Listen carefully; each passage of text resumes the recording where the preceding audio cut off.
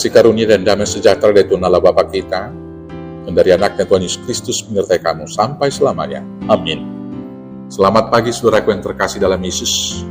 Mari kita memuliakan Tuhan dengan semua aktivitas kita yang baik. Dipandu firman-Nya dari 1 Raja-Raja 18 ayat 37, demikianlah firman Tuhan. Jawablah aku ya Tuhan, jawablah aku, supaya bangsa ini mengetahui bahwa Engkaulah Allah ya Tuhan, dan Engkaulah yang membuat hati mereka tobat kembali. Demikianlah firman Tuhan. Bapak Ibu Saudaraku yang terkasih dalam Yesus Kristus, setiap manusia memiliki kesadaran akan adanya kekuatan yang supranatural di luar dirinya. Karena kesadaran tersebut membuat manusia itu berusaha mencari dan merumuskan dengan pengertiannya sendiri tentang kekuatan yang mereka yakini tersebut. Maka dari usaha tersebut lahirlah berbagai aliran kepercayaan dan agama.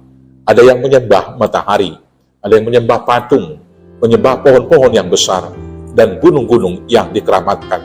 Dan ada sebagian masyarakat yang menyembah banyak dewa. Ilah yang disembah oleh kebanyakan orang tersebut sesungguhnya tidak memiliki kekuatan dan tidak dapat berbuat apa-apa untuk menolong para pemujanya. Tetapi sejak zaman Nabi Adam sampai sekarang, iblis tidak pernah berhenti menyesatkan pikiran manusia itu supaya tetap menyembah ilah-ilah, menyembah pohon, menyembah patung-patung. Dan kalau ada orang yang percaya, iblis senantiasa bekerja menyesatkan mereka supaya berpaling dari Tuhan Allah Bapa kita di dalam Yesus Kristus yang telah kita sembah. Dalam perikop bacaan ini diceritakan bahwa pada zaman Raja Ahab, umat Israel berpaling dari Allah yang telah menyelamatkan nenek moyang mereka dari Mesir dan membawa mereka ke Kanaan. Mereka menyembah dewa-dewa Baal. Karena dosa mereka, Tuhan menghukum umat Israel dengan tidak menurunkan hujan selama 3 tahun lamanya. Untuk menegur umat Israel supaya bertobat dan menyembah Allah kembali, maka Elia menantang para nabi Baal sebanyak 450 orang untuk mempersembahkan seekor lembu jantan di atas gunung, dan supaya persembahan mereka itu ditaruh di atas mezbah. Dan juga Elia melakukan hal yang sama. Dan Elia menantang mereka supaya para dewa Baal itu memohon kepada dewa-dewa mereka untuk menurunkan api membakar korban bakaran tersebut.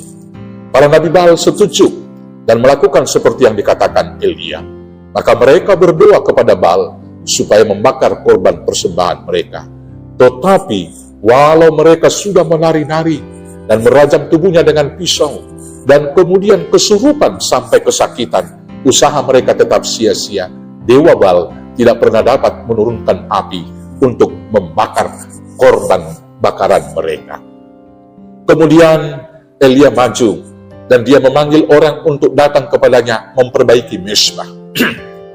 Memperbaiki mezbah bagi Tuhan. Dia menggunakan 12 batu dan menggali parit di sekeliling mezbah. Dia kemudian meletakkan kayu dan di atas mezbah dan meletakkan potongan-potongan lembu jantan di atasnya. Elia kemudian menyuruh orang-orang menyiram mezbah itu dengan 12 tempayan berisi air penuh. Air membasahi kurban dan kayu serta parit yang sudah disiapkan. Setelah korban itu siap, maka Elia berdoa kepada Tuhan dengan berkata, "Ya Tuhan Allah Abraham, Ishak dan Israel, pada hari ini biarlah diketahui orang bahwa Engkaulah Allah di tengah-tengah Israel, dan bahwa aku ini hamba-Mu, dan bahwa atas firman-Mu lah aku melakukan segala perkara ini. Jawablah aku, ya Tuhan.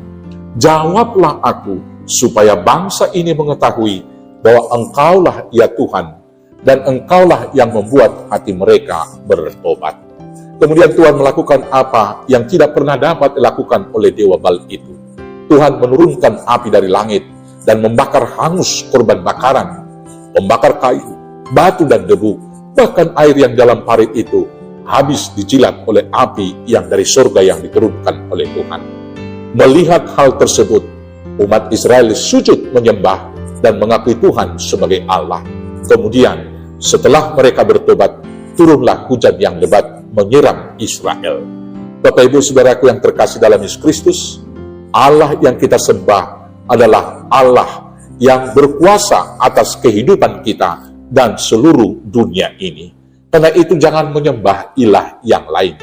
Jangan percaya kepada dukun dan kuasa kegelapan dunia ini.